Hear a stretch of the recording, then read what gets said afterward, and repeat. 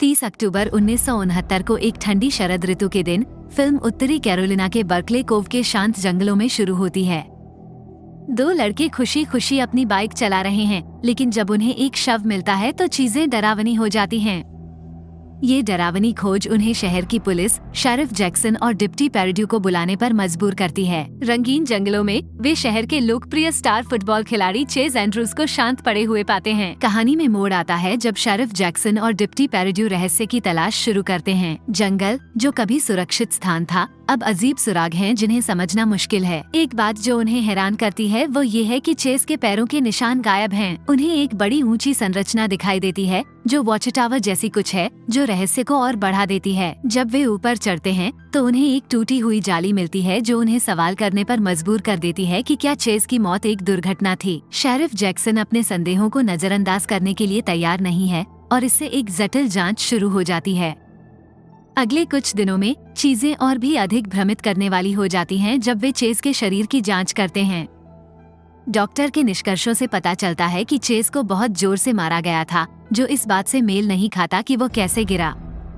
इससे पूरी स्थिति और भी अस्पष्ट हो जाती है। शेरिफ जैक्सन को और अधिक यकीन हो गया कि यह सिर्फ एक दुर्घटना नहीं थी, किसी ने जानबूझकर चेज को नुकसान पहुंचाया। तथ्य ये है कि कोई उंगलियों के निशान या निशान नहीं है, यहाँ तक कि चेज के भी नहीं। ये रहस्य को और बढ़ाता है। डॉक्टर को चेज की जैकेट पर कुछ लाल रेशे भी मिले, जो एक महत्वपूर्ण सुराग बन गया। इससे उत्तरों की उन्मत्त खोज शुरू हो जाती है। जैसे ही चेज की दुखद नियति के बारे में बात फैलती है, समुदाय में अनिश्चितता का माहौल छा जाता है। चेज के सुखी जीवन और उसकी दुर्भाग्यपूर्ण मौत के बीच का अंतर हर किसी को हैरान करता है। शहर में शंकाएं फैल रही हैं, जिससे ध्यान एक अप्रत्याशित व्यक्ति, कैथरीन क्लार्क पर केंद्रित है, जो मार्श गल के नाम से मशहूर है। ये शांत बातचीत रहस्य को सुलझाने के लिए जिम्मेदार कानून प्रवर्तन अधिकारियों की नजर से बच नहीं पाती हैं। शेरिफ जैक्सन और डिप्टी पेरिड्यू गुप्त रूप से शहर की चर्चाएं सुनते हैं, जो उन्हें सच्चाई खोजने के लिए और अधिक दृढ़ बनाता है। उनका रास्ता उन्हें कैथरीन के घर तक ले जाता है, जो प्रत्याशा और घबराहट दोनों से भरा हुआ स्थान है। लाल टोपी की खोज ने रहस्य को और बढ़ा दिया है, एक संभावित लिंक का सुझाव दिया है जो जांच को और भी जटिल बनाता है। तनावपूर्ण पीछा करने के बाद कैथरीन की आजादी की कोशिश खत्म हो जाती है, क्योंकि आखिरकार उसे दृढ़ निश्चयी शेरिफ द्वारा पकड़ लिया जाता है। जैसे ही कैथरीन को कारावास के रास्ते में सार्वजनिक आलोचना का सामना करना पड़ता है, वो समाज के कठोर निर्णय का लक्ष्य बन जाती है। जेल की दीवारों के अंदर वकील टॉम मिल्टन के साथ एक महत्वपूर्ण मुलाकात आशा की किरण लेकर आती है, क्योंकि वो उसके मुद्दे का समर्थन करने के लिए आगे आता है। चुप्पी में लिपटी कैथरीन अपनी स्थिति की गंभीरता को समझती है, जबकि टॉम आगामी अदालती मुकदमे और उसके महत्वपूर्ण प्रभाव के बारे में बताता है। समर्थन जुटाने के लिए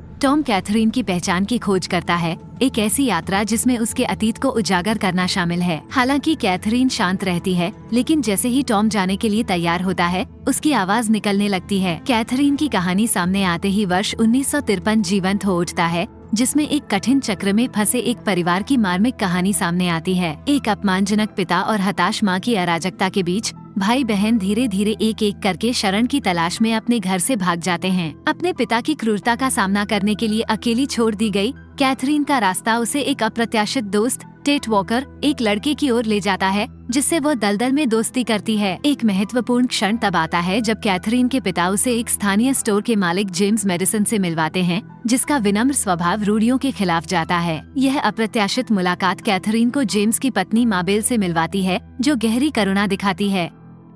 कैथरीन के संघर्षों को पहचानते हुए माबेल मदद की पेशकश करती है और उसे अपने दिमाग और शरीर को पोषण देने के तरीके के रूप में शिक्षा प्राप्त करने के लिए प्रोत्साहित करती है। नए दृढ़ संकल्प के साथ कैथरीन एक शैक्षिक यात्रा पर निकलती है, जो टॉम के साथ उसकी आकस्मिक मुलाकात से निर्देशित होती है, जो उसे स्कूल की ओर इशारा करता है।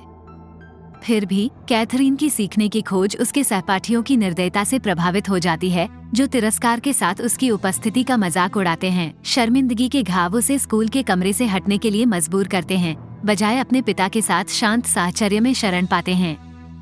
आश्चर्य की बात है कि उसके पिता में एक बदलाव होता है, क्योंकि मछली पकड़ने की यात्राओं और दयालुता के क्षणों के दौरान उनका संबंध मजबूत होता है। उसकी मां के पत्र का रहस्योद्घाटन संक्षेप में आशा की एक किरण को प्रज्वलित करता है, लेकिन यह उसके पिता के हृदयहीन व्यवहार से तेजी से मंद हो जाता है, जो उसकी मां की अनुपस्थिति की याद दिलाता है। इसके बाद एक दिल दहला देने वाला परित्याग कैथरीन को उसके घर की दीवारों के भीतर अकेला छोड़ देता है। जैसे जैसे समय बुनियादी जरूरतों के लिए एक कठिन संघर्ष में बदल जाता है, भोजन और आवश्यक वस्तुओं की घटती आपूर्ति उसकी स्थिति को खराब कर देती है। हार मानने से इनकार करते हुए वो दलदल पर निर्भर करती है। मेडिसिन की दुकान में आवश्यकताओं के लिए व्यापार करने के लिए मसल्स इकट्ठा करती है। मैबेल के साथ एक नया बंधन बनता है, जो कैथरीन को जीवित रहने की लड़ाई में एक जीवन रेखा प्रदान करता है।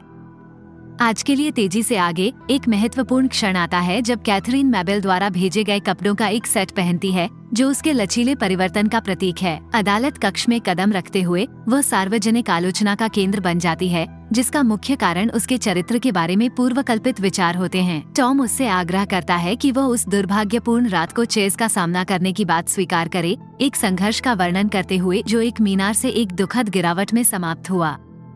वो कम सजा के लिए एक रास्ता प्रस्तुत करता है, लेकिन कैथरीन अपनी बेगुनाही साबित करने और अपनी स्वतंत्रता को सुरक्षित करने के लिए एक मजबूत दृढ़ संकल्प से प्रेरित होकर दृढ़ रहती है। टॉम हमेशा एक यथार्थवादी, संभावित नुकसान के गंभीर परिणामों के बारे में चेतावनी देता है, आजीवन सलाखों के पीछे।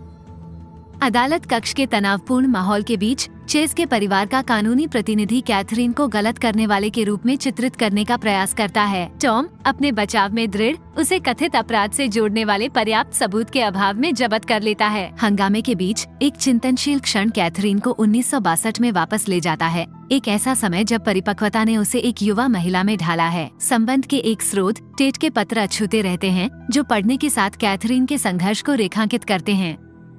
टेट का आगमन एक महत्वपूर्ण मोड़ है, क्योंकि वह धैर्यपूर्वक साक्षरता का उपहार प्रदान करते हैं, ज्ञान और व्यक्तिगत विकास के द्वार खोलते हैं। टेट के साथ गहरे होते संबंधों के साथ कैथरीन को सामाजिक सेवाओं की बढ़ती उपस्थिति का भी सामना करना पड़ता है, जो उसके एकांत जीवन पर छाया डालती है।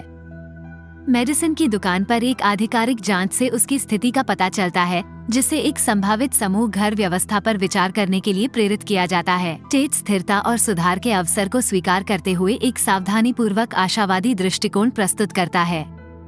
उनके कोमल बंधन के बीच कैथरीन टेट की संरक्षित भावनाओं के आसपास की बाधाओं को पार करने का साहस दिखाती है, जो उसके अनकहे दुख को समझने के लिए उत्सुक होती है। अपनी आवाज में एक नाजुक झटके के साथ टेट एक दिल दहला देने वाली सच्चाई का खुलासा करता है। उसकी माँ और बहन एक विनाशकारी कार दुर्घटना में खो गए थे। कैथरीन के माध्यम से समझ की एक अनफिल्टर्ड लहर चलती है जब वो पहुँचती है उसके दुख के बीच एक शब्दहीन लंगर। कड़वे और मीठे दोनों क्षणों में कैथरीन विश्वास की छलांग लगाती है, अपनी भावनाओं को स्वीकार करती है और टेट को अपना प्रेमी बनने के लिए कहती है। उनकी सकारात्मक प्रतिक्रिया उनके चेहरे पर एक उज्जवल मुस्कान को चित्रित करती है, जो उनकी साझा यात्रा में एक नए अध्याय को चिन्हित करती है। नदी के आलिंगन के नीचे उनका जुनून क्षणिक रूप से भड़क जाता है, केवल टेट के लिए अपने साझा उत्साह को रोकने के लिए, जो कैथरीन की भलाई के लिए चिंता से प्रेरित है। उनकी निस्वार्थता उनकी निकटता पर एक मार्मिक पर्दा डालती है, जो उनके भविष्य के लिए उनकी गहरी देखभाल का प्रमाण है। उनकी प्रेम कहानी का उतार चढ़ाव और प्रवाह बना रहता है, क्योंकि कॉलेज में टेट की स्वीकृति एक मिश्रित घोषणा लाती है। कैथरीन की भावनाओं के बवंडर के बीच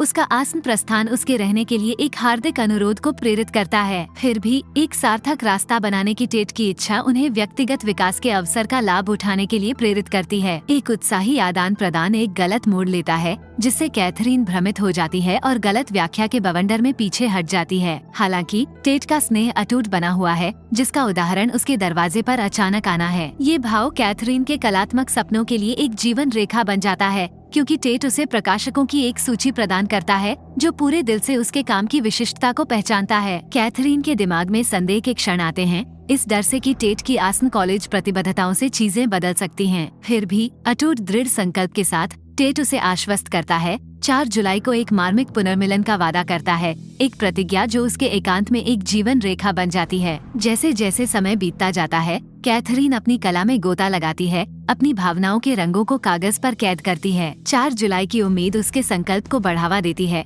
लेकिन दिन अलगाव में सामने आता है। टेट की अनुपस्थिति उसे बुरी तरह प्रभावित करती है। अदालत कक्ष की तनावपूर्ण कार्यवाही में वापस जाते हुए ध्यान टॉवर के रहस्यमय रहस्यों की ओर मुड़ जाता है। शेरिफ जैक्सन द्वारा लापता साक्ष्य का खुलासा बढ़ते तनाव को बढ़ाता है। टॉम का मजबूत बचाव केंद्र में होता है, क्योंकि वह अनिश्चितता की छाया को नेविगेट करता है, इस विचार के साथ मुकाबला करता है कि उच्च ज्वार महत्वपूर्ण संकेतों को मिटा सकता है। एक महत्वपूर्ण क्षण उभरता है जब वो एक याचिका प्रस्तुत करता है जो मीनार की अनिश्चित स्थिति को उजागर करता है। जूरी स्तब्ध रह जाती है, सामने आई सच्चाई से प्रभावित होकर एक मनोरंजक निष्कर्ष के लिए मंच तैयार करती है। 1968 की रेत में कैथरीन की दुनिया और चेस पहली बार समुद्र तट के धूप से लथपथ तटों पर मिलते हैं, लेकिन जैसे जैसे दिन की रोशनी कम होती जाती है उसके जीवन की शांति तब बिगड़ जाती है जब वो एक डेवलपर को अपने प्रिय घर की तस्वीरें लेते हुए देखती है। मेडिसन के स्टोर में सांत्वना की तलाश में उसे प्रगति की अशुभ प्रगति के बारे में पता चलता है, क्योंकि डेवलपर्स विशाल होटलों के लिए उसकी भूमि पर नजर रखते हैं। अपने अभयारण्य की रक्षा करने के लिए दृढ़ संकल्पित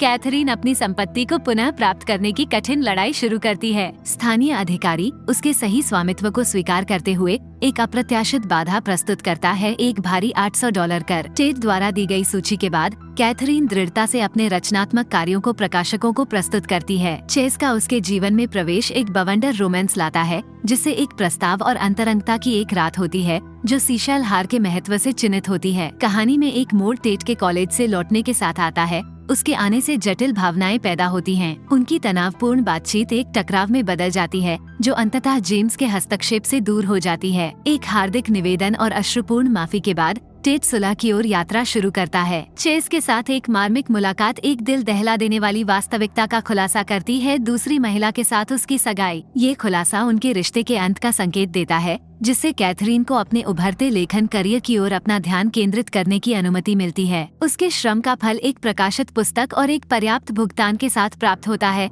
जिससे उसे कर का निपटान करने और अपने घर की फीकी भव्यता को पुनर्जीवित करने का साधन मिलता है। रहस्योद्घाटन के चित्रों के बीच जोड़ी का अप्रत्याशित रूप से फिर से प्रकट होना उनके अतीत के एक दर्दनाक अध्याय को उजागर करता है। उनकी उपस्थिति गहरे दुख को जगाती है और परिवार के खंडित इतिहास की एक झलक प्रस्तुत करती है। उनकी मां के सुलह के दिल दहला देने वाले प्रयासों और उनके पिता की क्रूर पकड़ ने कैथरीन की यादों पर एक उदास रंग डाल दिया। एक अप्रत्याशित मुठभेड़ में चेस स्टोर में कैथरीन के जीवन में फिर से प्रवेश करता है, उत्साहपूर्वक सुलह की मांग करता है। कैथरीन के दृढ़ इनकार ने एक तनावपूर्ण विवाद को जन्म दिया, जिससे चेस की आक्रामकता प्रभुत्व के लिए एक चिंताजनक बोली में बदल गई। दृढ़ संकल्प के साथ कैथरीन की जीवित रहने की प्रवृत्ति पकड़ लेती है और वो उसके हमले को पीछे हटाने के लिए एक चट्टान का इस्तेमाल करते हुए अपना बचाव करती है। उथल पुथल के बीच उस जीवन को समाप्त करने का एक डरावना खतरा हवा में प्रतिध्वनित होता है, अनजाने में एक अनजान दर्शक द्वारा सुना गया, जिसकी बाद की गवाही कैथरीन के भाग्य पर एक हानिकारक छाया डालती है। अपने परेशान करने वाले अतीत की प्रतिध्वनि से परेशान